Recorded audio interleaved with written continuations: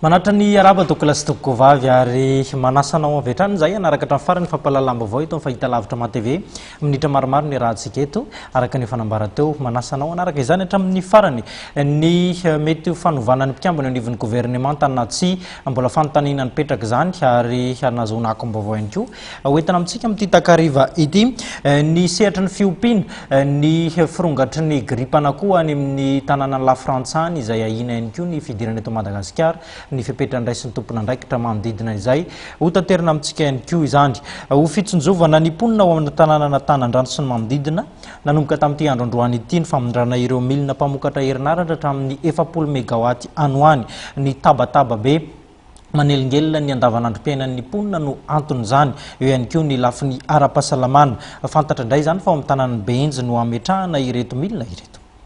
Ny resaka mahakasika ny centrale thermique Antanandrano ny filoam-pirenena nandritry ny fifampiarabanana hatraran'antaona izay nitontosaina ny 9 janoary lasa teo.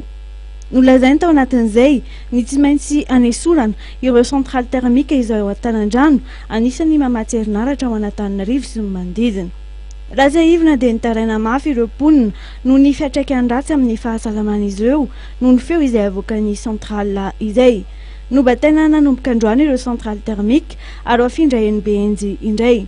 Mitentina 70 megawatt ny herinaratra entin'ireto centrale thermique ireto.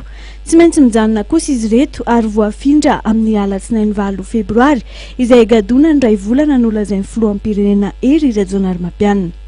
Ny instruction monsieur le président zany dia atoboka androany déplacement centrale aty Antanandrano satria izy namety les mois dia tanterahana zany ilay izy mba ho fanajana fangatahana manodidina ihany koa dia mafindra antsika afaka midelinsa centrale. Eny Benjy andray ny toerana voatokana amindrana ireto centrale ireto.